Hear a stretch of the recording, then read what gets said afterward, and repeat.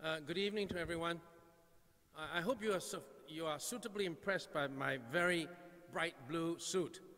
It's the youngest looking suit I have in my entire repertoire, and I challenge anybody over 65 to have anything other than blues and grays. But since the talk today is about old age and young age, and this suit was gifted to me by my daughter on her wedding last year, a special gift, because she said, if you're going to walk me down the aisle, can you please not look so old? So in honor of this lecture, which is about demography, here I am going to pretend and try very hard to be young and talking about babies on one hand and old age on the other. This topic on demography and family, I thought originally was going to be a rather tame and a somewhat sedate topic because it deals with, on one hand, genteel aging and gentle babies, which I mentioned last time. I'm going to be a very happy grandfather in a month or two's time from now. But as I researched this topic, I found that in fact the whole subject is a raging cauldron of very emotional issues because it touches all of us very personally. So I'm going to deal with two issues at the opposite ends of the life cycle spectrum. One, how to deal with people in retirement, and how to encourage young people to have more babies. Really subjects at opposite ends of the spectrum. And to recognize the fact that we're in a new year, those of you who have attended some of my previous lectures will know that I've always tried to choose proverbial elephants in the room. But to celebrate and commemorate the new year, I will be introducing not any more elephants, but a bearded ram and a baby goat. And the bearded ram is the one I'm going to start out with first, and that's the issue of retirement adequacy. The government's promise to Singaporeans at independence some 50 years ago was that every hard-working citizen would be able to own a decent home through the HDB, and to save enough money through the CPF to fund living expenses throughout retirement. These promises were a critical part of the social compact between citizen and state, and they have largely been met. However, because of increasing life expectancy, the CPF has been increasingly stressed to provide enough cash for retirement, and changes, some of them controversial, have been made to the original terms of the CPF in the past 3 decades. Further measures which tweak the increasingly complex CPF have just been announced, including increasing contributions from older employees as well as their employers, and raising the salary ceiling. The CPF Advisory Panel has also made new proposals, and a new Silver Support Scheme, or SSS, has just been launched. These have all clearly helped to strengthen retirement adequacy. Now, there are differing views as to whether they go far enough to actually provide sufficient retirement funding for the lower income retirees, but such differences of opinion are to be expected. Instead, I don't want to dwell on these more immediate issues which are being debated in Parliament. In fact, when I prepared my lecture, I had never even realized it was going to coincide with budget debate, and that some of these issues were in fact being brought up and being discussed right now even as we speak. So I actually wanted to ask more long-term questions. And that is, because of the continuing erosion of CPF's ability by itself to provide retirement adequacy, the scheme is on one hand being continually tweaked, and on the other is being supplemented by external schemes such as the SSS, and further down the road, yet other schemes may be announced. Instead of the CPF retaining its place as the centerpiece and the cornerstone of the Singapore retirement system, current trends may eventually relegate it to being just one component of an increasingly disparate and complicated collection of retirement-related schemes. And the danger is that people will fail to fully understand, much less appreciate, the totality of the many separate schemes now in place and yet to come in the next 50 years, and may be perplexed by the state's role in ensuring retirement adequacy. And should that happen, a creeping cynicism may start to undermine the social contract which the CPF, in its simple boldness, represented for so many years and for so many Singaporeans. It may be appropriate then, at this critical juncture of Singapore's history, during which this government's budget has implicitly embraced a model of co-responsibility for what was previously a self-funded model of retirement savings, to explicitly create an integrated, a united platform for all future schemes to supplement the CPF. I would call this platform, for lack of a better word, let's say CPF Plus. In other words, a big CPF, a CPF Plus, may be simpler and better than many small supplements that come at different times of our history and may be increasingly difficult to understand and are disparate. So on the other hand, the other issue I'll be talking about, on the other spectrum, that of making babies, the central issue here is whether we are prepared to take the perhaps radical steps which have enabled some developed Western countries to raise their birth rates from near terminal decline to more than replacement levels. Whether such steps, which largely involve creating a state-funded parental support ecosystem, whether that is prohibitively expensive or is in fact a vital necessity, depends on whether we consider our birth rate to be a strategic imperative of the same order of priority as, say, national service, which when it was first conceived was certainly not cheap and continues to be not cheap, but is fully accepted because of its strategic imperative. So let me start now by developing the framework for a discussion on CPF Plus. The optimistic Singapore narrative talks about our young grasping the future in their hands to decide our nation's destiny. But going by our rate of aging, perhaps the real future is one of precipitous decline and a silver-haired or balding nation burdening the younger generation and grappling with its unpreparedness for this rate of aging. We're one of the fastest aging countries in the whole world. Today, only around 10% of Singaporeans and 25% of Japanese citizens are 65 years old or more. And we all know already how Japan is supposed to be an old country. 25% of Japan is over 65 years old and only 10% for us. Great. Around 40 years from now, within the time span I'm talking about, we will intersect with Japan with about 35% of both populations having elderly people. And soon thereafter, we will overtake Japan. In other words, in the next 40 to 50 years, our elderly will triple in number, from 1 in 10 to 1 in 3. That rate of aging is unsurpassed anywhere else in the world. So from third world to first world in a single generation, and then from young to old in the next single generation. That has been our fate. And the corollary problem with such rapid aging is that retirement adequacy can only continue to erode as time passes, no matter what happens and no matter what a government can do. The inevitable and inexorable trend is simply that, like chasing someone who is running even faster than you are, life expectancy is extending faster than we can extend reasonably the age of retirement.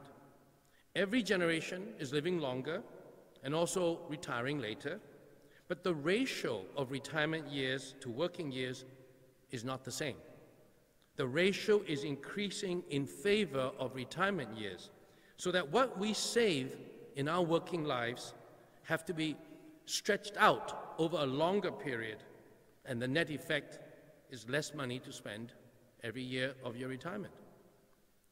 Now, when the CPF was first created 60 years ago and retirement age was 55 years, life expectancy was around 65 years old. That means that our parents worked during the first 85% of their lives. Of course, I exclude the non-working years when you're still schooling and so on. And their savings financed the remaining 15%. That 85 to 15 ratio is what I call the retirement funding ratio. You work 85% of your overall life expectancy in order to finance the 15%. And you can calculate that very, very easily. 10 years over 65 is 15%. A high retirement funding ratio indicates a high probability of retirement adequacy, simply because there are more working years to build up savings for fewer retirement years. And conversely, a lower ratio means poorer retirement adequacy because fewer working years are available to finance a longer retirement period. So now, let's fast forward to 2015. Life expectancy is now 82 years old. Retirement age has extended from 55 to 62. The retirement funding ratio is now 76 to 24. And this will worsen to 72 to 28 when our children's life expectancy will rise to, say, 92 years old and they retire at, say, 66 years old. Now, from a work-life balance perspective, this is social progress. Instead of retirement as a short precursor to death, we will now enjoy longer, more active, more meaningful retirement years. For our parents, 15% of their life expectancy could only be enjoyed in retirement. And for my generation, it will be 24% of our lives will be spent in happy retirement, hopefully. For our children, 28%. And so it goes on with approximately 3 years of increased life expectancy for every decade, perhaps only half of that in terms of retirement age. So gradually you may end up having 33% of your whole life being spent in retirement. That would seem to be great, as I said, social progress, more active, happy retirement. There's only one hitch. Who's going to pay for all these golden years? An enjoyable second career may be possible for professionals and other white-collar workers, but for the bulk of the working class, post-retirement employment is usually part-time or at a lower wage and is usually no less stressful than the first career. And exacerbating this is the cost of retirement rising faster than income from salaries. So, if the retirement funding ratio is not to worsen from 85-15 to 76-24 and then 70-30 and so on, people of my generation will have to stop working only at 70 years old. My children will have to retire at 78 years old if you're going to keep to that same 85-15 funding ratio. Now, this may be physically possible, and some may well choose to do so, but obviously, many people will have to sacrifice the enjoyment of retirement or doing voluntary service at that time. Now, in a collective social security system, the state pays for all these bonus years. And that's why in Western developed countries, there's a concern that current generations have to fund future generations' hip operations, physiotherapy exercises, and so on. But because Social Security is collectivized, no single or individual pensioner is having anxiety attacks that his own state-funded pension will run out. However, in a self-funded compulsory savings system, which I call self-funded because the employer's contribution to CPF I consider as part of the total compensation that a company has to give, and otherwise would have been compensation to the individual, the anxiety is much higher because you have only what you personally saved up to tide you into retirement. It's not a collectivized social security system. And whilst this is good for the state and avoids intergenerational funding pressures, it puts the pressure squarely on the individual Singaporean. Now, government's approach to this problem is to ring-fence the truly exorbitant post-retirement expenses from a person's retirement needs, so that the monthly CPF payouts can be quite small. And so, medical care for the most needy is heavily subsidized through Medifund. The elderly have their own special Pioneer Generation Package, or PGP, and MediShield Life provides universal hospitalization insurance. And another potential drain on retirement adequacy, which is the cost of housing, which can be painful for low-income retirees who do not have their own homes, has also been resolved because in Singapore, generally, you have universal home ownership financed by your CPF accounts. So that's taken care of two major problems of retirement adequacy. But that still leaves the non-medical, non-housing cost of retirement spending. And so the fundamental dilemma of a worsening retirement funding ratio is simply that retirement adequacy will inevitably worsen over time. And furthermore, people's expectations of what basket of goods or services should constitute a minimally acceptable retirement lifestyle will only increase over time as we become more developed and affluent. One argument has been that if people were willing to monetize their houses by selling and then downgrading, or do reverse mortgages with HDB, a lot of cash will be released for them to spend in retirement. The problem is that this option has not been popular at all in Singapore, and most people somehow seem to still believe that home ownership is an essential part of their retirement security. The anxiety of Singaporeans as they approach what should be the happiest period in their lives, an active, enjoyable retirement as a reward for all their hard-working years, that will not lessen, but will instead increase unless there is an explicit assurance that a fundamental change will be made to the current CPF model. And mind you, at 2,042.4 hours of work time a year, 2,400.2, Singaporeans work longer than anybody else in the world. That was an interesting statistic that you should all try to remember. And that goes to show that I do have a very hardworking research assistant. Now, 50 years ago, the social contract our pioneer leaders made with the people of Singapore through the dual CPF and HDB promise was instantly audacious, compelling, and risky in its promise. But people rallied to its simplicity, and the PAP's ability to deliver on this promise underpinned to a great extent its continuing success at the polls. Today, however, the original CPF vision has been tweaked almost beyond recognition and is unable to provide by itself, I stress by itself, retirement adequacy for Singaporeans. Government has responded with very laudable and socially beneficial schemes outside the CPF system. But the social compact which CPF represented in its simplicity is at risk of being frayed because the uncertainties about retirement adequacy are being addressed by separately conceptualized and executed schemes.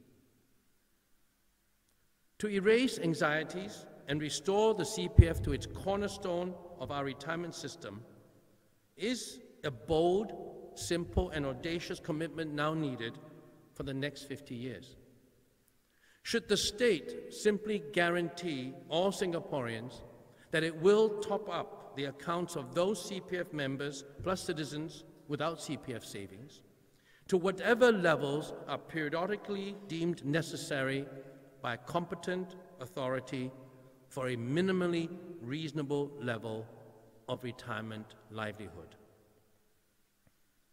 I note here that the commitment should not be limited to just a survival level of retirement livelihood, but a reasonable level as determined by a periodic and impartial assessment, such as an advisory panel, because what constitutes reasonableness will change as we mature into an increasingly developed and affluent society. This unequivocal commitment with all schemes to be encompassed within the single CPF platform is what I call CPF Plus. If, for example, a competent authority such as the CPF Advisory Panel were to determine that the minimum monthly sum required for a basic but dignified retirement lifestyle for any particular period of, say, 3 to 4 years is, let's say, $1,000 a month, then the difference between that and what the minimum sum or the basic retirement sum, as they're being called, can provide, will come in the form of direct cash injections to a person's CPF account to top up that difference. Now, the Silver Support Scheme is similar in concept, but it is an independent scheme, and I think until more details about the financing and administrative details are reviewed, it's hard for me to comment further on that scheme. But I think a scheme such as a CPF Plus, in its broad and encompassing commitment, can be funded from the net investment income of our national reserves. As you all know by now, by reading in the papers and the budget debate, this is a relatively obscure terminology that has now come out more into the public eye. And the net surplus generated by investing our reserves, after deducting for liabilities such as payment to CPF account holders, this is what is called the net investment returns. The Constitution was amended in 2008 to allow up to half of NIR to be utilized by government for current spending. And that's how schemes such as the Silver Support Scheme, the PGP, that's how they've all been funded. To be cautious and not to have an open-ended commitment, which it might regret later, the commitment for CPF Plus could be capped at a certain percentage of NIR, such as 5 to 10%, or whatever is prudent, as well as likely to be sufficient. But at least it is making a firm commitment that is there and ready for people to understand what it means. And if committing a maximum percentage of NIR to CPF Plus is considered too radical, then another option is to simply set up an endowment fund, which is only a one-off commitment and allows increases to the fund for future governments to decide. In this case, only the investment returns from the endowment fund will be utilized for CPF Plus. This is how ManyFund is structured, and it's grown from $200 million in 1993 to about $3 billion now.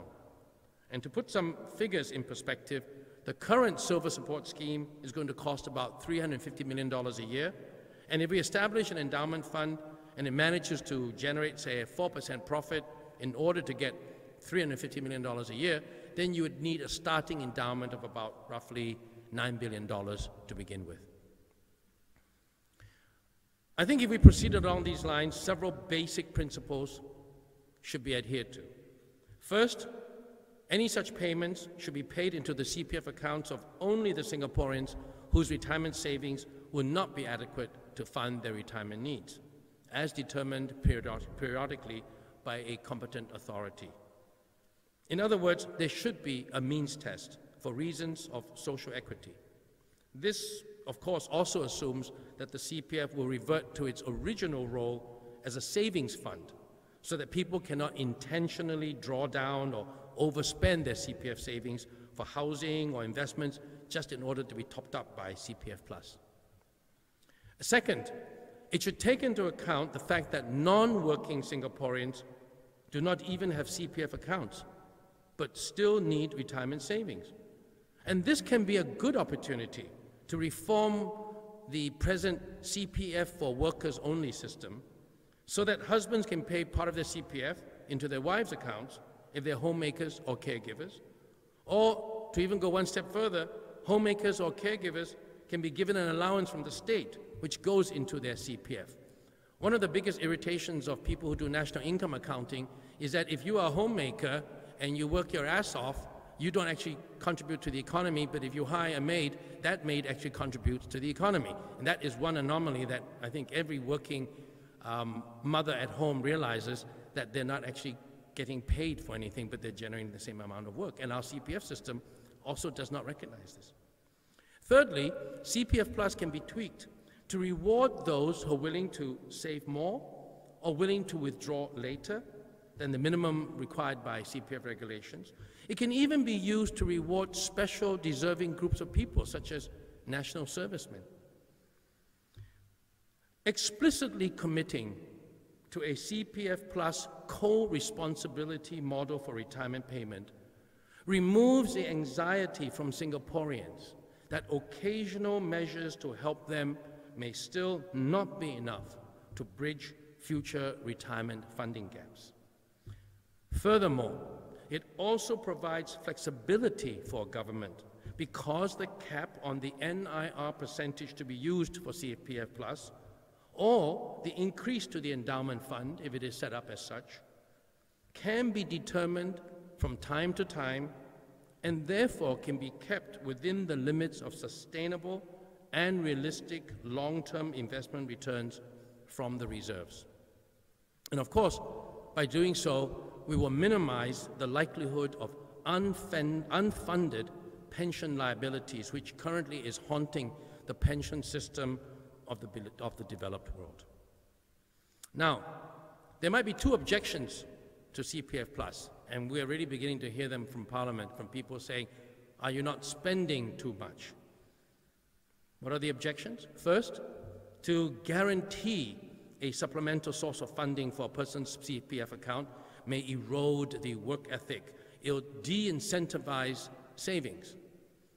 And secondly, drawing upon the reserves, even if only the NIR, may slide us even further down the slippery slope of raiding the reserves, which started already with the constitutional amendment to allow half the NIR to be used as current expenditure. Now, I think there are several sound counter-arguments to these objections. To top up a person's CPF account just prior to retirement, whatever that is determined to be, does not equate to giving money to a person during his working years.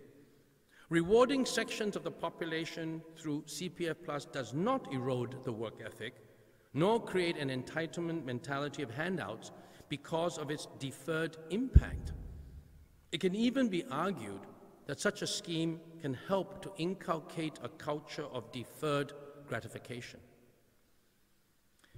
The fact is that CPF Plus is in line with the values of governance in Singapore, which, starting with the ideological origins of the PAP, have always been more aligned towards social democracy than laissez-faire or market capitalism, and Singaporeans are better off for it. Medifund, Workfare Income Supplement Scheme, or the Pioneer Generation Package have not eroded the work ethic, as many conservatives from the developed world, whether it be in the US or the UK, would well argue. They have rewarded, they've brought comfort to sections of the population. And as we're drawing upon the net investment returns of NIR or the reserves to fund CPF Plus, we need to recognize that not only is the NIR already being tapped for various purposes, but that this is not transferring the burden of funding CPF Plus to future generations, which would be the case with most tax-based collective social safety nets. Indeed, this whole issue may prompt a much-needed and separate discussion on the reserves itself, that final sacred cow. The fact that government amended the Constitution to allow half the NIR to be allocated for current expenditure implies a recognition that the growth of our reserves is approaching a point of sufficiency for whatever unforeseen contingencies may arise. It can be argued that after this point is reached, whatever size of reserves it might imply, NIR should belong to the current and not future generations, and failure to return at least a pretty large chunk of such returns to finance a current generation's welfare is in fact intergenerationally inequitable. The case can even be made further, if one wants to, that as more pioneer Singaporeans who contributed to our reserves because it's the pioneer Singaporeans who worked so hard to create the reserves that we enjoy today. As they die out, and as we multiply less with our dismal birth rate, our reserves per capita increases actually at an exponential rate. And thus, if anything, the government should consider being even more generous with its funding. And you could well argue that case. In any case, I think how much more of NIR can be utilized, then saved, for whatever purposes and when, should become a part of the national conversation. And in fact, the genie has been let out of the bottle once a constitutional amendment was made to allow 50% of NIR to be utilized. Why 50? Why not 55? Why not 60? Why not 70? This debate needs to occur among Singaporeans because this is the source, both on one hand, of for our conservative retention of our safety net, but at the same time, it is a source for spending for a generation of people that perhaps deserve to have proper retirement adequacy. After having dealt with retirement adequacy and old age, let me target the younger people in the room, all those who are capable but are not producing babies. This is targeted towards all of you. The previous one was targeted to all the white-haired people in the room, the retirees, and so on. Now this is targeted right at the younger people. So I'm talking about unborn children. And this issue is whether we as a society are willing to do what it seems to be required to bring birth rates back to and even exceed replacement levels. Contrary to what we used to think, all of us used to think in the world some 10 to 15 years ago, this can and has been done, but the costs are not negligible. Ever since the 1960s, when the government launched a population control program, our TFR, or total fertility rate, has been continually declining. We are good Singaporeans. You tell us to produce one, we produce one. But when you tell them to produce three, we don't go back to produce three. So for 3 decades, our TFR has been below the replacement rate of 2.1 births per woman. And since 2003, a dozen years ago, it has even been less than 1.3 births per woman. We're actually hovering at the edge of the precipice, the so-called low fertility rate, which is when a confluence of demographic, sociological, and economic trends all converge and create a self-reinforcing, unstoppable spiral downwards. Now, last year there was a slight uptick, and that's quite encouraging in our TFR, but it's hardly a trend yet. A few years ago, our population already started to shrink. And although it's not been that noticeable because of in-migration, new citizens, and more permanent residents, but arresting the trend of a declining and shrinking population will not be easy. One IPS study has found that even with an increased TFR to, say, 1.8 births per woman, which is actually quite optimistic because it's already 50% higher than at present, the resident population of Singapore will still start to decline. Not now, but in the next 15 to 20 years. We would need to take in about 20,000 new citizens a year on a net basis, meaning it has to be actually more than that in reality to offset for out-migration, to stem this decline and to achieve simple zero population growth.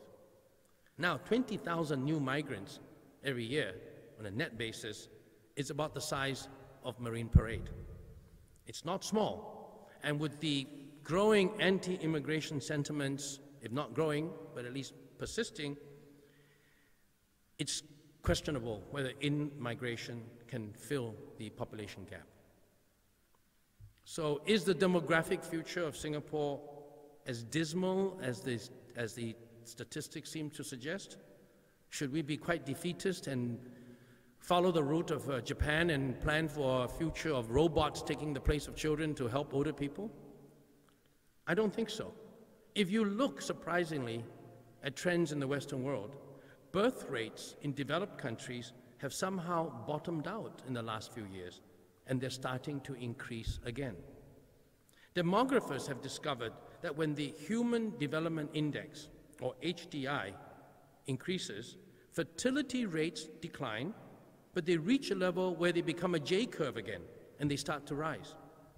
The HDI is a more holistic measure of development beyond simply economic wealth, which I think in one of my lectures, the second one, I talked about saying that Singapore should adopt a similar Human Development Index. Now, this negative correlation between rising HDI and falling birth rates has been observed now for almost a few decades and was once thought to be inevitable. As people's livelihoods increased, birth rates would fall. It's something that every country has seen. As lifestyles improve, people want fewer children. But a study first published in the magazine Nature in 2009 found that at some point, as the HDI continues to advance, that means as standards of living improve even further, people don't produce less children. Fertility rates start to climb back up again. Some Western developed countries, such as France, Sweden, Norway, have actually seen fertility rates climbing back to replacement levels of 2.1 after decades of continuing decline. In the US, fertility improved above replacement level for a little while and has now hovered around there. New Zealand's TFR is now at replacement level. Now, what has caused this reversal in birth rates? And more importantly, how can it be sustained? The prevailing theory is that this considerable and apparently sustained uptick in fertility rates is due to changing notions of gender roles within the family, work-life balance within careers, and government policies which support the ability of families to enjoy the natural happiness of raising children. Studies in Europe have shown that before 1985, as more women went to work, couples have fewer children. Singapore's history corroborates this trend. But after 1985, in Europe, the correlation reversed. Countries where more women worked started to gradually have higher birth rates than those where more women stayed home. This would be almost counterintuitive. But this has noticeably not happened in Singapore, where as more women went to work, birth rates continue to go down. It's not happened in other East Asian countries like Hong Kong and Taiwan. All of East Asia seems to be going on a trend very different from that of Western Europe. Why is that so? Sociologists say that the data suggests that countries which recognize through concrete policies that young families today only want more children if both parents undertake equal responsibility for child rearing, and that children are well taken care of while both parents continue to engage in their careers, will get a positive response from young parents. In other words, there is no need for campaigns to encourage people to have at least one and preferably two children, or to bribe them with cash to make more babies. A two-child or more family is a natural desire of all parents. But they're not procreating because the overall support environment is not conducive. Create a truly conducive environment and leave the rest to nature. And that is what has been done in the West. In fact, there is a phenomenon in the behavioral sciences called motivation crowding theory, which, when applied, would mean that trying to use money to motivate what should be an intrinsic desire, and that of having children, can have the perverse effect of reversing the desired result instead. So, creating a suitable environment which cannot be as monetized as easily as just giving out cash is much better than direct cash handouts for bearing children. What might such an environment entail for us in Singapore? Truly, I have said before, such truly pro-family policies will not come cheap. Sweden grants each new parent 2 months of paid leave which cannot be transferred between each other, and another full year, 360 days, which can be shared or transferred between themselves. Parents on leave are paid 80% of their monthly salary for 80% of the total leave allowable, with a cap, which is roughly about 6,500 Singapore dollars. The balance, 20% allowable, is paid at a lower flat rate. So you can imagine the state subsidizes this as much as the state subsidizes all reservists who go back to do their reservist, the state pays. Now this seems to have worked. Sweden's previously declining fertility rates have almost returned to replacement levels, and further refinements are likely to spur even higher growth. One refinement is an interesting example of how family dynamics operate and how the state can actually nudge behavior. Data showed that Swedish mothers used up on average 75% of their total leave entitlement, but fathers only used up, guess, 25%. And these fathers pressured their wives to take up all of the remaining 1 year, which was allocated for both. A Swedish woman had a hue and cry and said, we're not going to make babies if that's going to be the way the state rewards us. And so the government has reduced the shared leave and given more to the father so that the pressure will be on the father to use it or lose it. So the state essentially helped mothers to nudge fathers to do their share of parenting. And that was a very key factor in convincing women to have more children. And so Swedish birth rates went back up again. So for all the guys out there, the young guys out there, you know what the moral of the story is.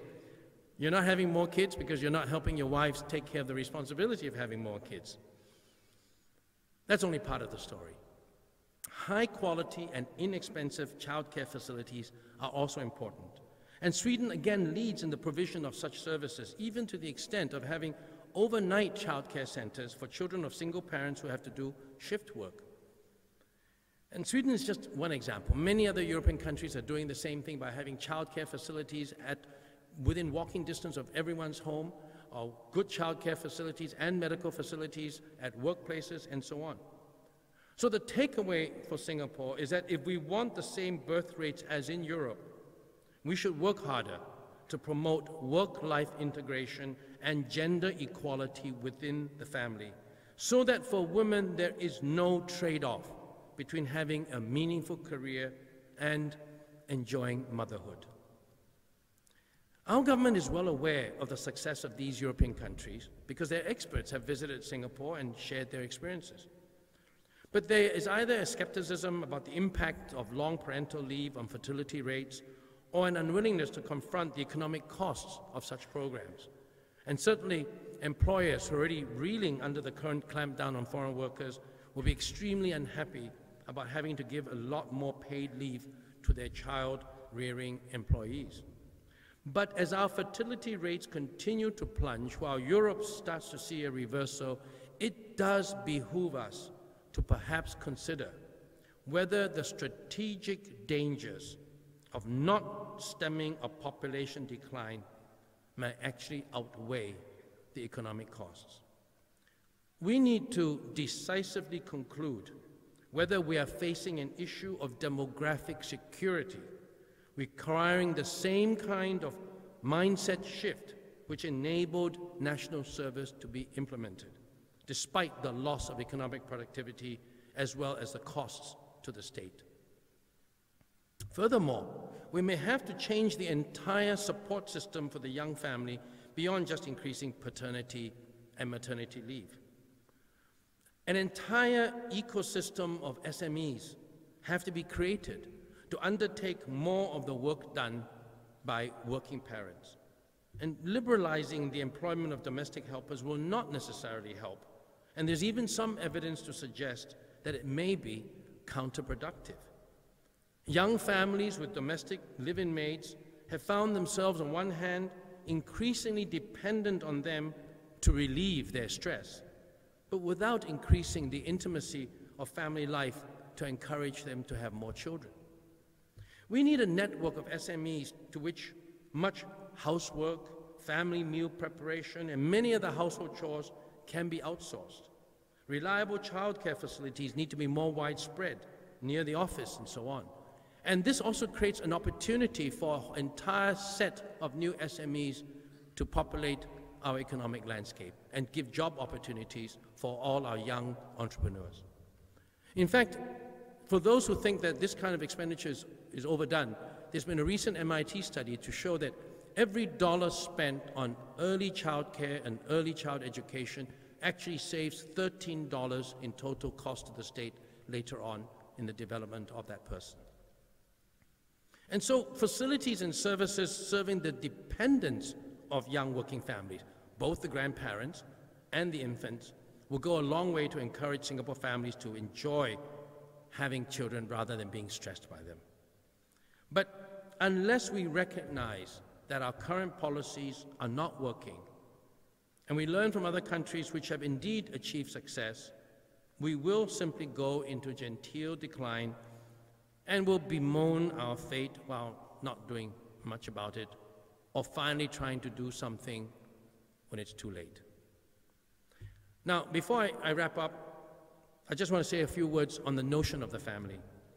Now, while it may be an exaggeration to say that the traditional family is under assault in the West by new trends such as single parenthood, same-sex marriages with adopted children, unmarried parents, and short-lived marriages, and so on, clearly, alternatives to the traditional nuclear family are certainly growing.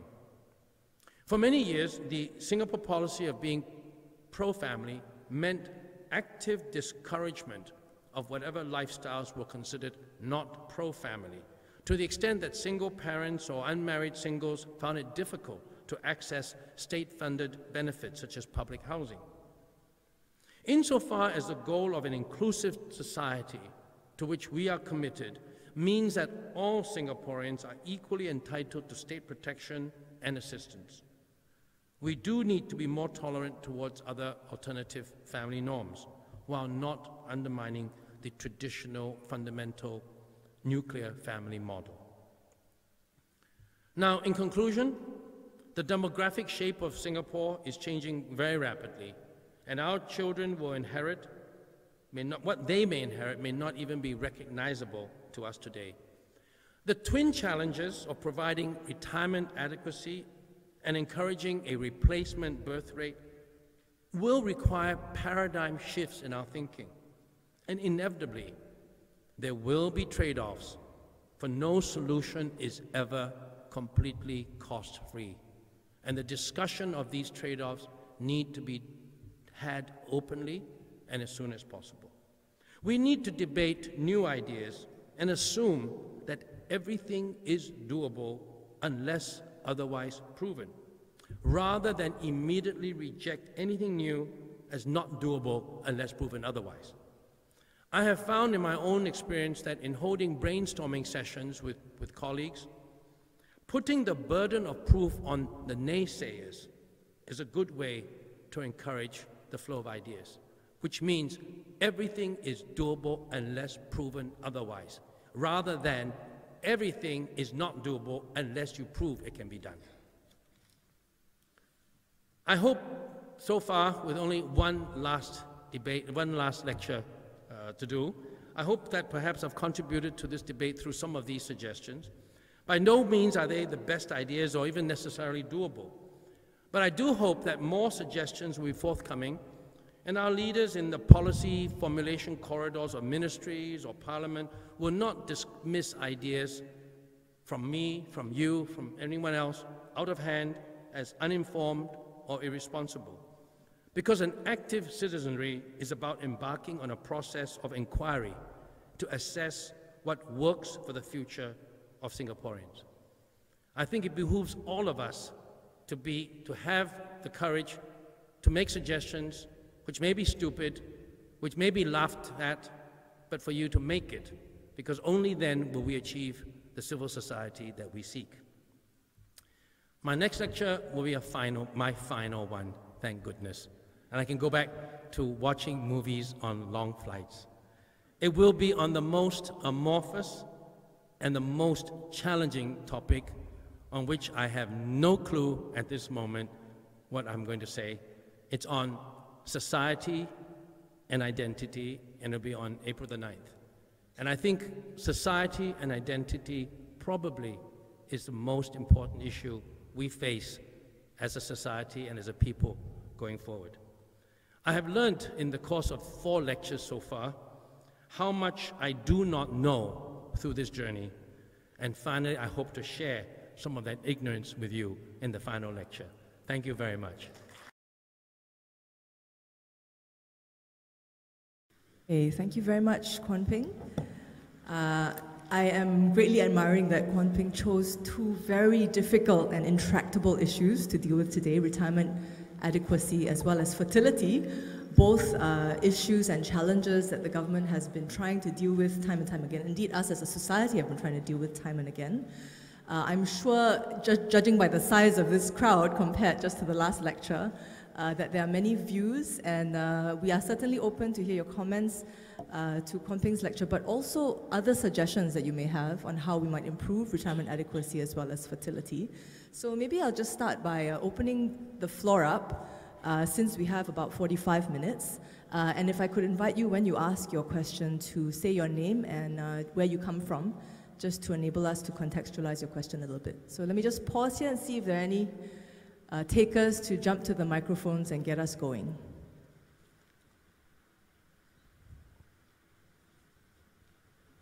Please. Okay, one there. Hi, I'm YC, a NUS student in geography. You talk about the interesting trend of Western countries reversing their TFR. And one of the things that I read is that the sequence of how things happen between couples actually change. For example, couples now live together, have kids, then get married in Western countries. And it's pretty common. So do you think that that kind of sequence change would happen in Singapore? And if so, what are the institutional barriers that prevent this from happening? I refer to like HDB ownership, because you have to get married before you can own a place in Singapore. Whereas in many other countries, it's actually quite common for couples to just rent a place and have kids. Your question is that in Western countries, they're actually producing children without necessarily the institutional framework of marriage, and what impact that would have on us here if it goes that way, you mean? Well, I think I sort of referred to that in my last remarks about alternative family norms. Right now, I don't think we see that trend in Singapore or in East Asia as a whole, that people shun marriage and would like to just live together and produce children. I think we're seeing the trend, of course, much more than before, of unmarried people living together, but not necessarily having children. And most of the time when they decide to have children, they'll get married. But I think I referred to it by saying that if such alternative family norms do arise in Singapore, I think it behooves us to recognize these trends, not necessarily to encourage them, but not to actively discourage them. If that becomes the way of the world, that more and more people want to live together and have very happy lives together, and will have civil unions, for example, without the institution or the religious sacrament of marriage, personally, I would think that the state should recognize that. So, in so doing, we would have more children also.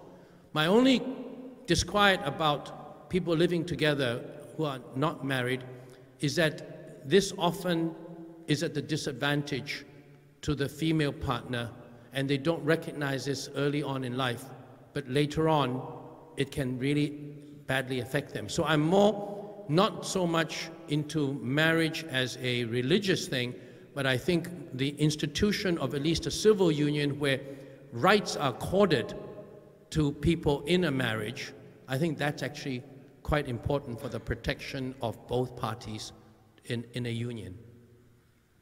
Thank you. There was another hand here. Was there? Yeah, Lam Kyong, please.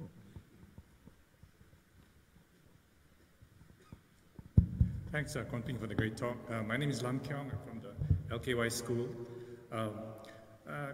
Couple of comments. I really like your ideas.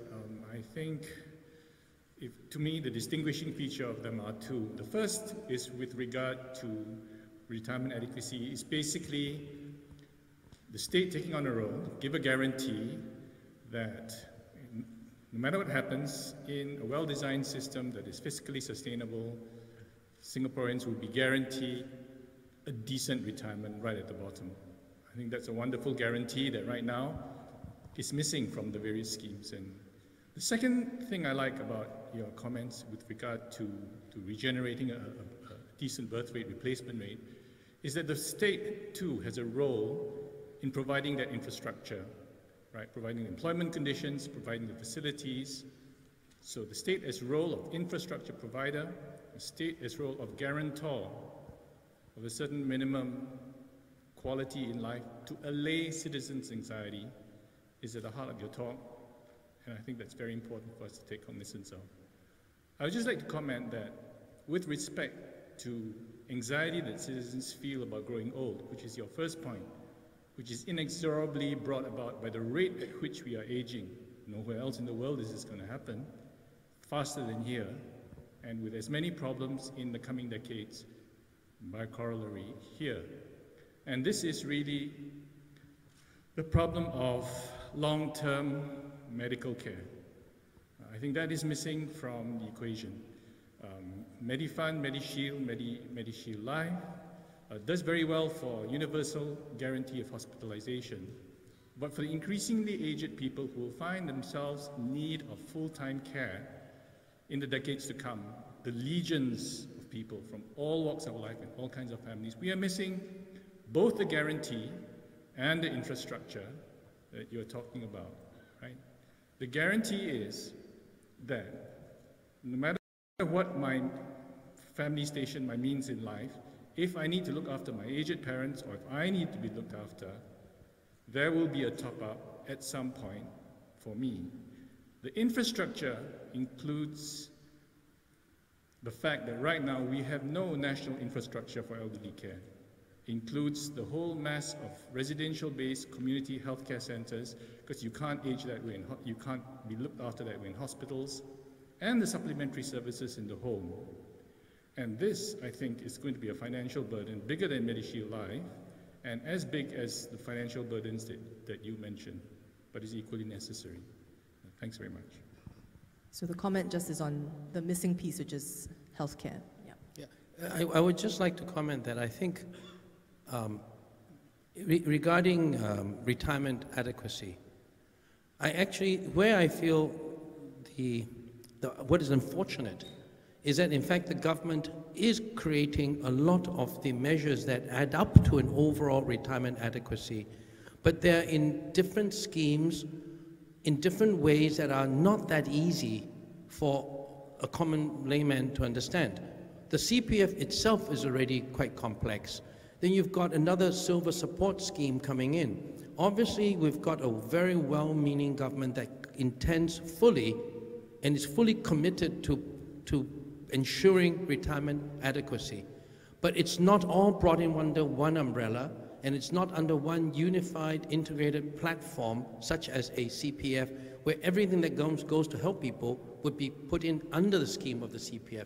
Because that was, as I mentioned, the initial very risky, bold, audacious promise of the PAP when it first came to power, making that kind of bold promise that everyone need not ever fear that they wouldn't have a house, and they would never fear that if they retired, they would not have money to survive. I mean, that's a huge promise for a young government to give.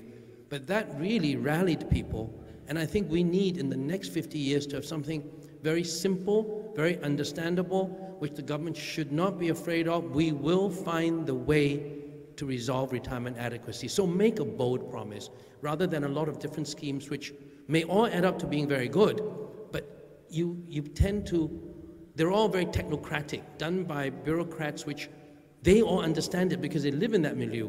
But unless you are there and you're just, especially a lower income person, you don't really understand all of these schemes, and that adds to anxiety.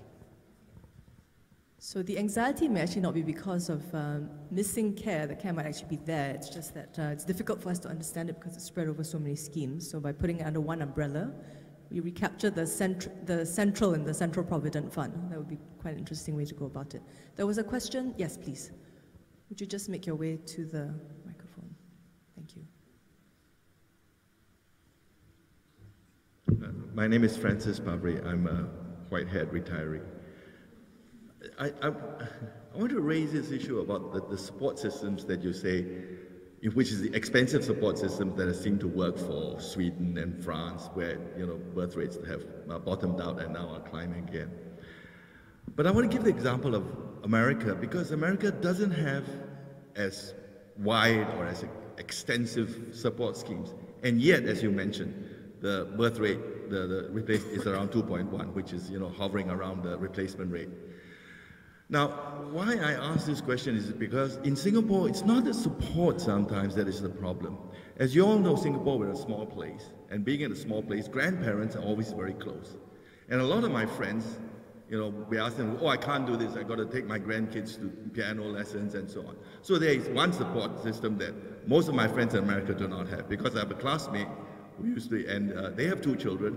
Both parents work, quite far from home, and then they have their child help in the mornings and all, and they brought up 2 children, 2 wonderful children. In Singapore, we have support. Grandparents is one big support. Many people, I'm sure many of you here, look after grandchildren as well. So that's one thing that the Americans do not have. The second thing that we have is domestic help. So really, if you think about support, not for everybody, but for a large part of the population, there is support. It's not that the support is missing, then we need to supplement with childcare, preschool, etc. Now, what seems to be missing, I talked to some young people, and they say it's that raising children in Singapore is just too expensive. That they have to bear 18 years of expenses, which they feel that, it affects their own lifestyle. So they'd rather not have children, enjoy, and many of them raise dogs instead of children, as you know, right? Prefer dogs to children. So what is it about Singapore that, we have the support, and yet we don't have the children? I don't know either. I mean, I did mention that there was another interesting fact. I think people are all guessing, by the way. But Japan has also experienced, for the last 5 or 6 years, a spike, an increase in their TFR. And demographers are wondering whether this has anything to do with the fact that overall, the number of working hours in Japan over the last 10 years or so have actually declined. They still work long hours, but it has declined. The fact that we have, according to my research assistant, the longest working hours of any people in the world, that might have something to do with it. They just have no time to make babies. But yet we all seem to have done it during our time, so maybe we just work less hard than they're working today. I think these are all stabs in the dark, but I think we need to probably discuss this in a much more holistic manner as to why the TFR is not growing. There's some questions on this side. Lots more hands coming up. Yeah, so why don't we start with you, followed by Chris. Thanks. I'd like to contribute to this debate between men about women's issues. I'm Corinna from AWARE. In relation to Francis's comments, you see, support from a domestic worker is quite different from what a child needs, especially when a child is, like, say, 7 and going to school. We have seen many moms now, working moms, giving up their work when their child goes to school and when the child is not doing so well, because the domestic worker, the grandparent, cannot take over the tuition and the, sort of taking care of the child's education, etc. So part of it is probably the education system as well. So I think in the Scandinavian countries, it's not just the childcare, but it's also the whole education system. So actually a lot of things have to be changed. A point that, and many of the ideas that you have raised, Mr. Ho, and thank you for actually bringing these up, because we have at AWARE said so many times to the government, promote gender equality, baby bonuses, not working, etc. And Scandinavian countries look at their policies, and they have done all these study trips. So it's not that they are not aware of them, but they have rejected them for several reasons. I find that although the government says fertility is one of these issues that keep us awake at night, there still isn't that priority that's given because they have other priorities. For example, they have the tax benefits that they give to working mothers. I'm not sure how much that is that they are losing. So that's quite a lot of money that they are not collecting. But all these schemes are actually helping richer people. So there is, yes, they want more babies, but they want more babies from certain types of families. They have still got the HOPE scheme, which is the home ownership plus education scheme, where they pay lower income people who do not have, I think, beyond Sec 4 education, up to $100,000 to get their flats so long as they do not give birth to more than 2 babies. So there are many conflicting priorities. It is not just about we want more babies. No, we only want babies from certain types. We want to encourage certain types of families to have babies. If we were really single-minded about just having babies, we could do it. I agree, we could definitely do it. But because there are other priorities, so this is a problem. Okay. Thank you. Chris, you had a... Yeah. Chris from the IPS, and thank you for the speech. I had a question, and maybe posit that the sacred cow or your bearded ram is in fact the fact that Singapore saves too much, both collectively as a nation as well as individually. And you mentioned your retirement funding ratio, and we work really hard, we save for our futures, we have to save for children's expenses and all, and we do this during our peak reproductive years. And the question then becomes, are we saving too much, both, as I said, nationally as well as workers?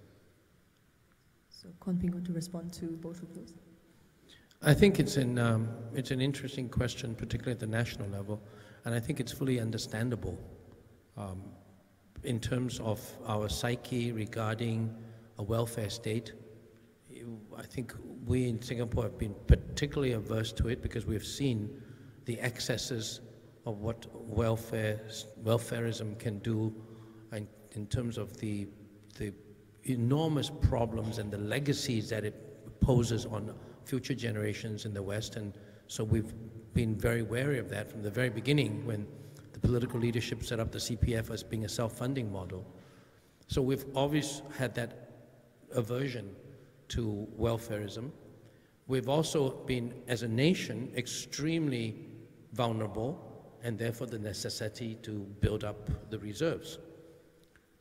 I think these are all very understandable and absolutely necessary for the first 50 years of Singapore's history. I think the debate does have to start now. In fact, it is starting now with this present debate. The issue of how much is enough conceptually, not going into absolute numbers, but how much is enough of reserves accumulation before you can start to spend the income from it. That started in 2008, and now it's actually becoming a public issue. I think it's a very healthy discussion. The issue also about aversion to welfarism and the role of the state, that's always been a big issue because state-funded welfare has always been seen as being the slippery slope. And I think it's healthy that this discussion start now, because if anything at all, we've gone the other way, as you've said, of saving too much. The lessons we can all glean from negative experiences in the West, we can learn from, so that as we spend more now, which I think we should, we do not need to go the whole hog, and we can avoid the mistakes that have plagued quite a number of countries in the West, which they're regretting. I'm just curious how the audience feels about a couple of the ideas that Kwon Ping raised in his lecture. So I'm just going to do a poll. One of the ideas was around using a fixed percentage of NIR, right, to fund the CPF Life Scheme. So this guaranteed supplemental funding for retirement. Can I just see a show of hands, yes or no? Do you support the idea of using a fixed percentage? This is not scientific, and we're not going to take photographs. This is It's just to get a sense of how people feel about the idea. So using a fixed percentage of the net investment net investment returns from the reserves to fund the CPF plus idea that Kwon Ping talked about. Who would say yes, it's acceptable? Okay, hands down. Who would say no, or not so sure? Don't. Okay, so majority think it's a good, feasible idea we might pursue. The other. So is it a done deal now? Can we? This is Parliament, right? Part of the debate. Huh? And then the other idea I was curious to take a poll on. In his lecture, Kwon Ping talked about how we are a little bit nervous about how guaranteeing supplemental funding will erode the work ethic, right? It's one of these sacred cows that we don't question too much if we can help it, which is, if I give you money, then you will have a sense of entitlement, or it will disincentivize work, which Kwon Ping said maybe not because it's deferred, right? So I'm just curious how many people here would say, yes, it will not erode the work ethic. In other words, it's okay. It's a good idea to have this guaranteed supplemental funding. It will not have an impact on work ethic. Who says yes, it'll be okay? Okay, hands down. Who says no, it will have a negative impact on work ethic? Okay. So your ideas look like they might have a lease of life beyond this room, you know? So. Well, what you didn't say, because they can't see themselves, is that the majority didn't raise their hands at all. No, there are quite a number of hands. Okay, interesting. Any further questions or comments? Let me just, yes, please, Casey. I'd like to, I'm Casey Chew, chairman of the substation. Last time wrongly described as a theatre company. It's not a theatre company. It's an arts centre.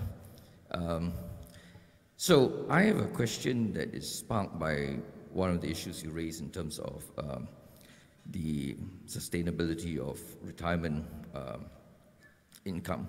And one of these ideas which you didn't particularly, you mentioned it, was this reverse mortgage. And my question is, with the majority of property being HDB owned and presumably then the reverse mortgage will be on HDB properties, there is a issue of the 99-year lease. And so, there's 50 years left. And as time goes on, very swiftly, there'll be 30 years left. And then there'll be 20 years left. And frankly, who's going to be interested in buying a property that's only 20 years left without knowing what's going to happen when the 99 years lease is out? So my sense is that why doesn't the government then make a determination now to say once and for all what's going to happen to all 99-year lease properties? That will give an enormous stability to this whole question and might add to the value of reverse mortgages. So my question is this a possible thing? Okay. I think I would agree with you about the uncertainty part. I'm not an expert at this. Every time I become an expert after a lecture, and it gives me about a few hours and I become a quick expert already. But the little research I've seen is that for some reason reverse mortgages back to HDB has not been popular. And I can only surmise that either people don't know enough about it, or somehow they feel they need the retirement security, or perhaps, as you've suggested, Singaporeans are a lot more shrewd than we give them credit for. Probably a lot of people are saying, why would I want to sell back to the state now?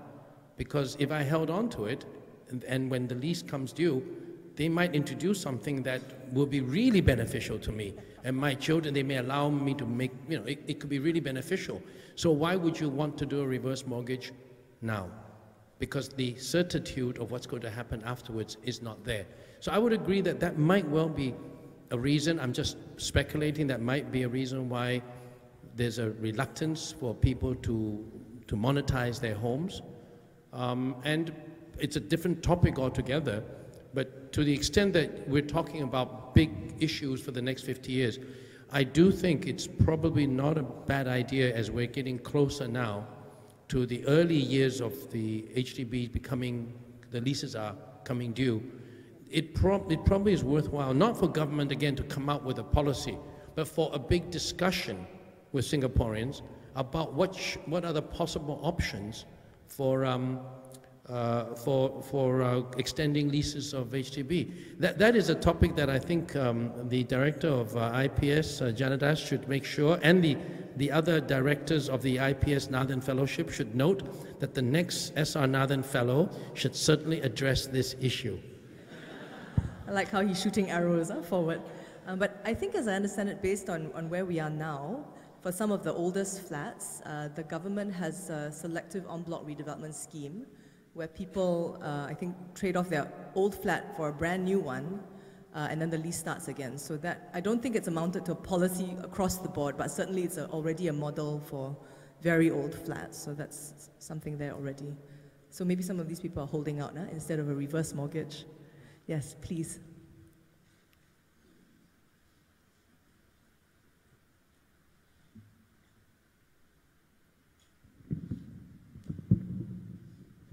After Francis, it has to come quite a way down.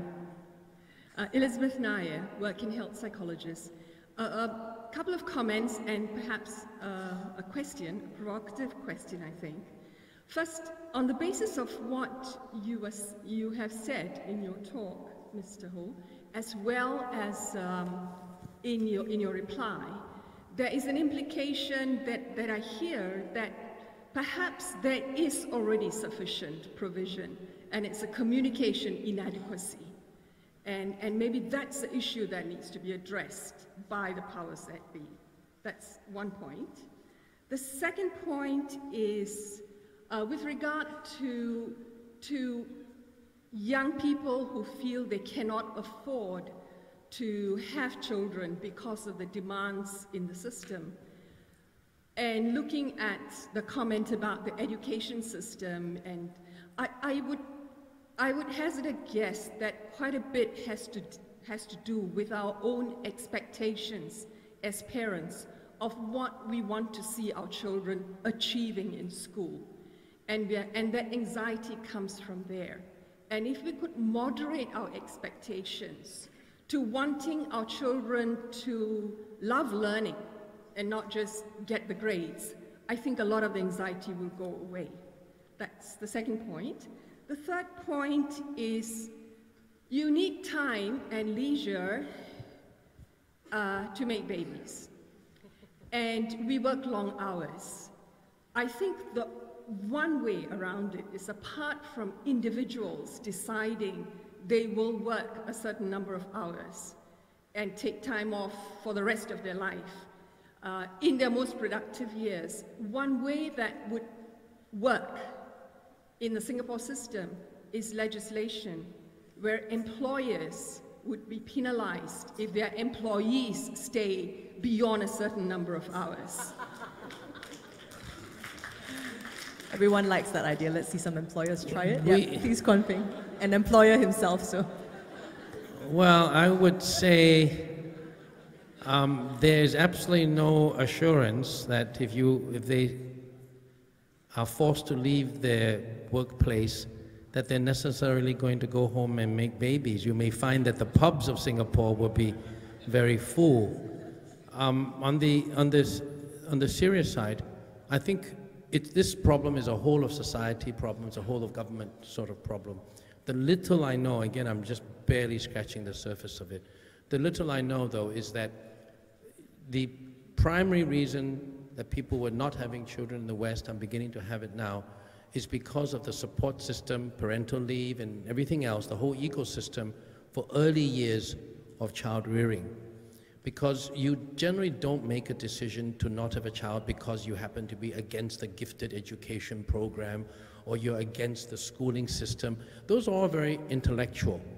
My understanding is that the natural desire to have children is very strong among young people, but it's the immediate pressures within the first few years that if they're not sufficiently relieved, and very much with gender equality and with work-life balance, if those two, to me, the little again I've seen, is that if any society can put into reality and put into concrete measures these two very glib terms, work-life balance, gender equality, they slip from our tongues so easily, but to realize them and to actualize them is actually not that easy in a society. It's not just the government's role, it's attitudes between couples themselves, and so on. When you have a more holistic achievement of those two goals, then it seems that the natural desire to have children come up. As for having to have more time to have children, when my son got married and everything, my wife was telling me, give him more free time, give him more holidays. So we are going to be grandparents. So all those many extra leave days that you had has come back to benefit us. On the other earlier question that you raised, whether it is a purely perceptual problem or not, whether we have retirement adequacy or not, I would say that's part of the issue. The other part of the issue is we just don't know.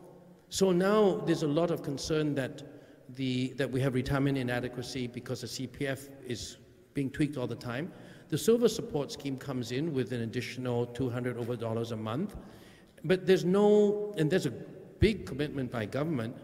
But again, it's not just whether these are piecemeal, it's also there is no one single overwhelming commitment that, for example, whatever is the gap required, whatever is the gap that arises from what is determined periodically by a competent authority to be a minimum monthly spending for a dignified and basic retirement spend, between the gap between that amount and what you yourself have in your pocket, we will somehow get to you. Through a multitude of means. It doesn't necessarily have to mean that it's going to be just injected into your CPF account. The government has done a number of things recently. They've raised by 1% the employer's contribution, they've tweaked it here, they've tweaked it there. So all these tweaks can be done, but I'm suggesting that two things be done. One of it is that it be done within a unified platform so that it's easy to understand. And secondly, is that we do have a system where at least there's one authority, a commission or a panel, that states, and this may be controversial, people may not accept it, but it does state that right now, for the next 3 years, we think $1,000 a month is the minimum required. 10 years from now, maybe $1,500 or whatever, in terms of cash requirement.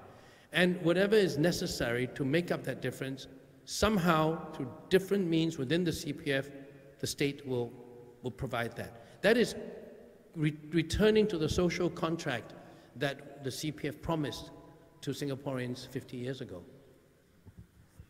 Yeah, Janadas. Now I know I'm really in trouble. I want to make 2 points. My name is Janadas. First point about babies. I agree with you that the primary problem is probably men, not women. I don't know whether working hours has got anything to do with it, but there is some scientific evidence to show that sperm counts do come down with stress. I don't know. There is actually. I'm not joking. I don't know what effect they have on eggs, but there is evidence. But I don't know whether that's anything to do with the birth rate, nor whether or not Swedish or Scandinavian kinds of support systems contribute are necessary. I'm not so sure, because you have similar levels of birth rates in America, for example, without that whole paraphernalia that you find in Scandinavian countries. But what I do know, this is actually undeniable, right? There is actually a positive correlation between female participation in the workforce and higher fertility rates in developed countries. It's completely counterintuitive, because you would think that the lower the female participation in the workforce, the higher the birth rate would be. It's actually the opposite. You go into a comparison of all the OECD countries, and this has been a statistic that has been around for about 15 years or so. Higher female participation in Scandinavian countries, higher the birth rate. Lower participation, lower birth rate. And if you look at the countries, you'll understand why. The countries with lowest fertility rates in Europe are Catholic, conservative. Italy, Spain, Portugal, Ireland. They're all much lower fertility rates than the northern European countries with more liberal social structures. And it actually comes down to the relationship between men and women. It's that. I mean, even in Asia, you look at the countries that are actually having trouble, they're all societies where male patriarchy is still very strong. So I actually think that is probably a bigger contributory factor to low fertility rates than anything else. I mean, but as you say, we are all sort of guessing in the dark. Yeah, but but that's a correlation that exists, and it's existed for a very long time. You can go and check the statistics. I mean, there are no figures for East Asia, but OECD countries. I think the only OECD country in Asia is Japan, right? No, sorry, Japan is not part of the OECD. Yeah. Huh? But anyway, you look at it, it's very stark. So I actually do think that it's certainly in Singapore, we have to do research on how the relationship between the sexes determines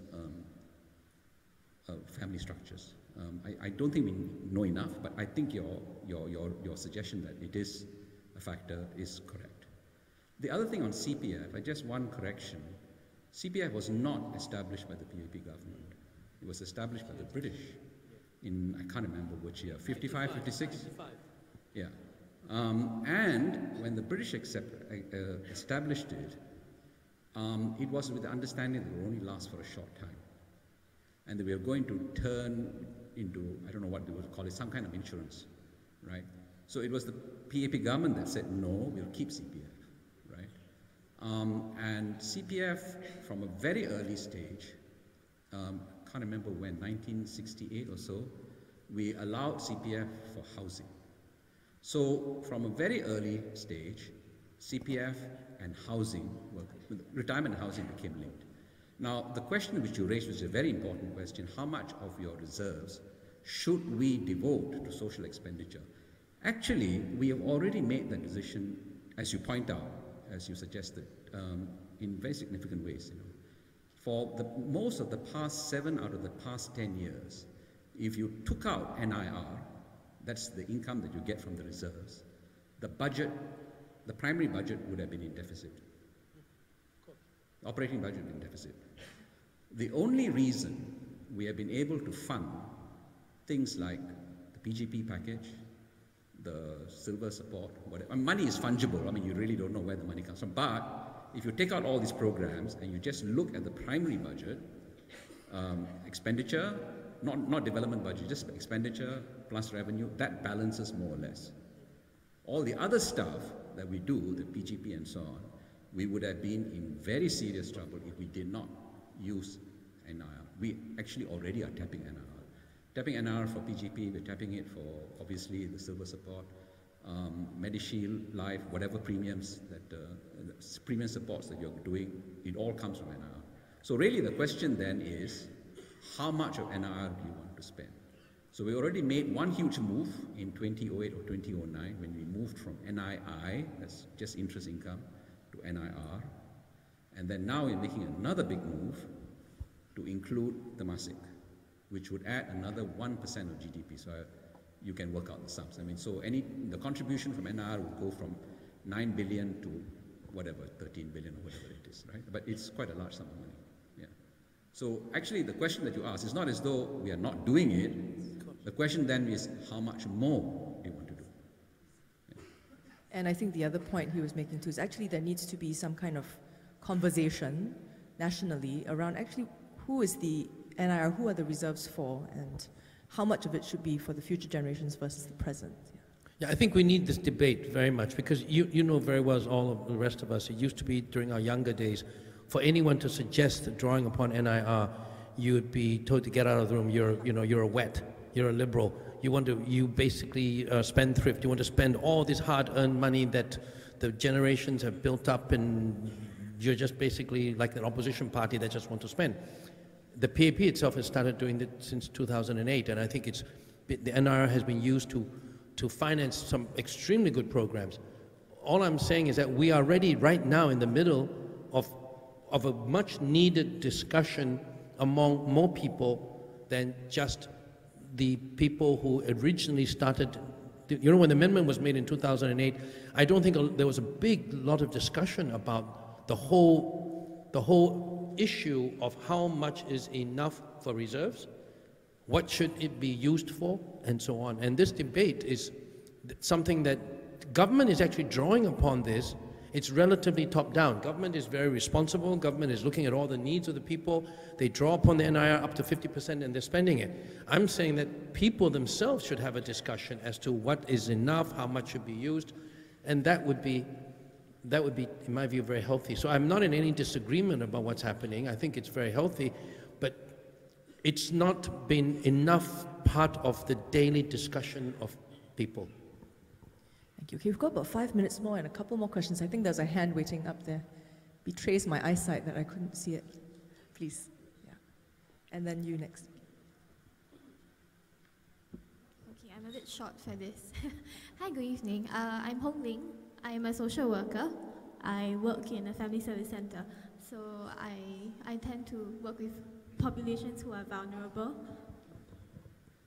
Thank you. I'm way too short for that, sorry. And I think I really like your ideas about CPF, about social spending. I think to me, as an individual, not as a social worker, as an individual in a middle class setting, it's a very attractive idea. It's very progressive. But then I think about my clients, and technically it's supposed to be very easy to get CPF if you work. They've been running all these ads on TV about, you know, if you work, I think $50 a month, you should be paid CPF, but the reality is that most low-income workers will experience at some point or another, in one job or another, not being paid CPF, and it's a norm. And no, I don't think there's any policing of that in their workplace, and I would not expect my clients who are caught in daily grind to go and pursue what is actually their rights.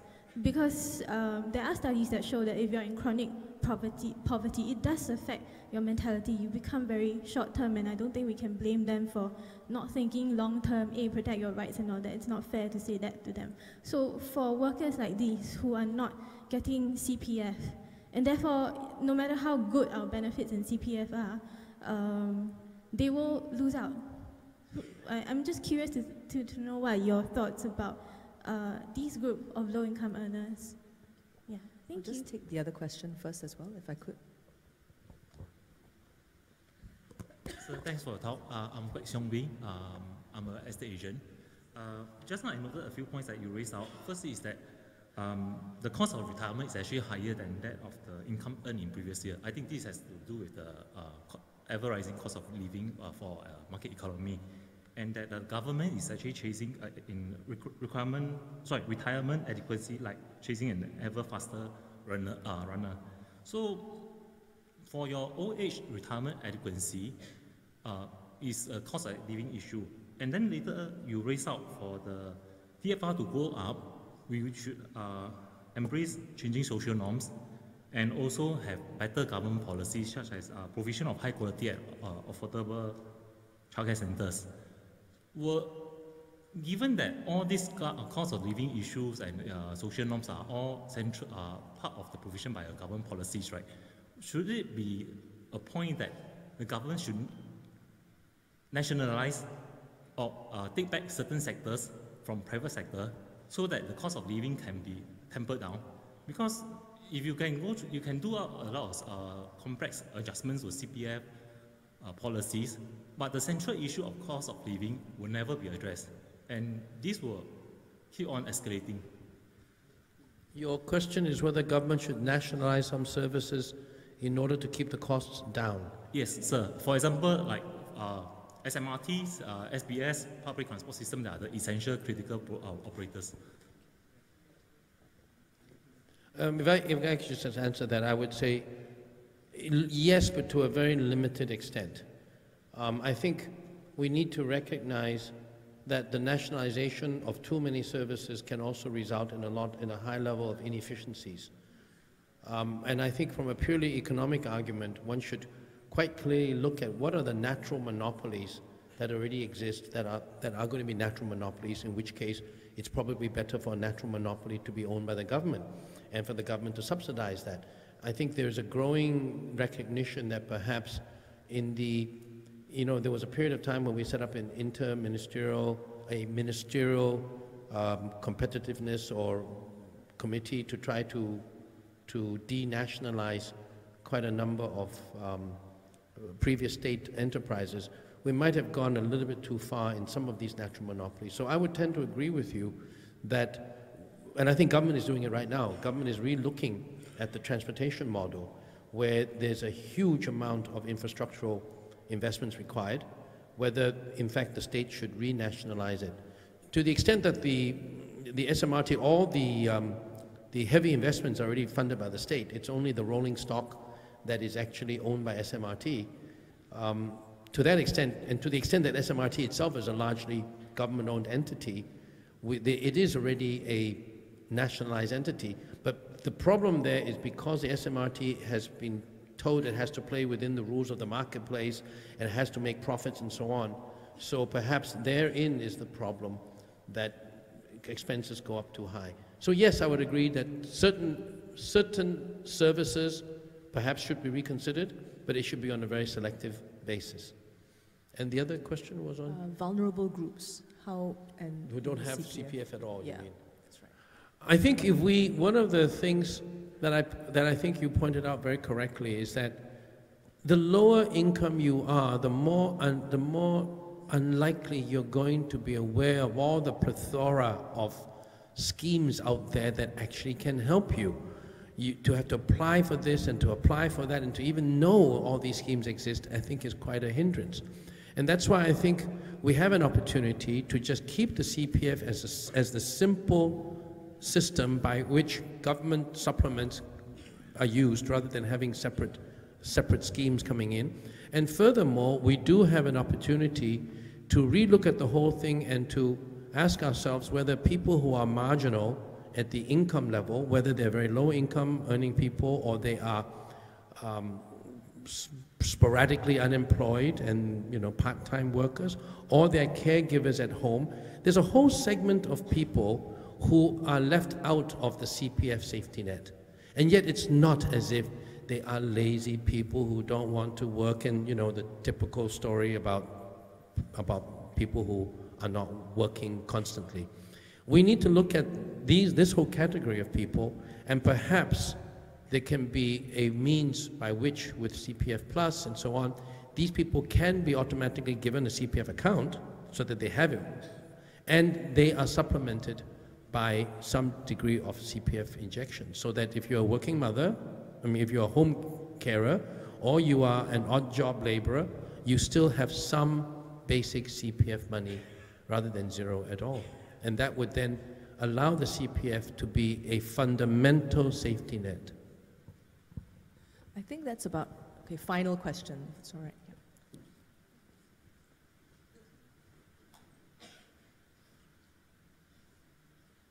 So I'm Lee Tze-Yang. I'm on the IPS academic panel.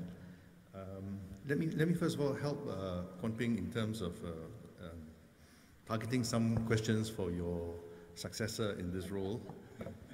I was just contrasting the approach that you've taken between retirement adequacy and lower fertility, because on the lower fertility side, it's very clear that the measures have an intended behavioral change, you know, on the part of the couples in the fertile ages.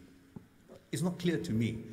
And that's why I think more work needs to be done on the retirement adequacy question, because it's not clear to me what's expected then of the people in that retirement age. And being someone who has just recently entered that age, if for 20 years I'm going to live after retirement, and in future I'm going to live 30 years, then I don't think I just want to be looked after. I think I want to have choices. And I think, therefore, what 10% of the population used to do may be less important, but in future, if 30% of the population, I think the choices that they make are going to be quite important. So I think more work needs to be done on life after retirement, and maybe what does retirement actually signify? And I think the other point that Yeo Lam Keong raised was very important, because out of this 20 years or 30 years, the years in which you actually are unable, because of medical reasons, to be productive. If we can minimize that, or if we can cater for that, I think it makes a big difference again. I would agree with you completely. But the only point I would like to make here, which I made in lecture, is that I think as we go into the next 50 years and people's life expectancy will increase a lot more, you will find that the higher income and better educated portions of the population will clearly have a second career.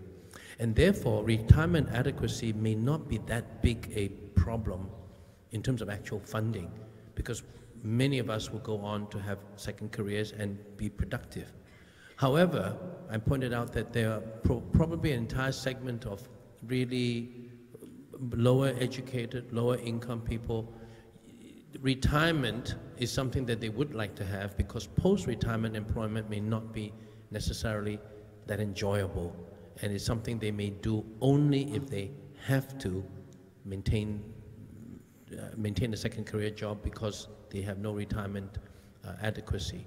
So perhaps the problem is not as large as we think from a financial point of view, but my main point remains that for those people for whom retirement adequacy is an anxious problem, as their retirement years go longer and longer, and what they earn in their lifetime becomes less and less available to fund it, I think their government needs to give an unequivocal promise that we will take care of you. But it may not be that big a financial commitment because the middle class and professionals will clearly, well, middle class professionals today are not even a retirement problem anyway, because most people do not even need their CPF to fund their retirement. So generally speaking, I think we're always talking about lower income people. And for lower income people, it may not be that easy when you live to be 95 for you to still work until 78 or 80 years old. You still may want to retire at 65. Okay, on that note, I think that's all we have time for. I think you'll agree with me that we've had a very broad-ranging discussion, not just about babies and old people, but we talked about cost of living and reserves and nationalization of industries, education, gender equality, men being the problem. I think that deserves a round of applause to Kwon Ping for so gamely tackling all these questions. And thank you very much for being here tonight and for helping us end on time so that we have work-life balance and can go off and do all the things young people that we're supposed to be doing right now. Thank you very much for being here tonight.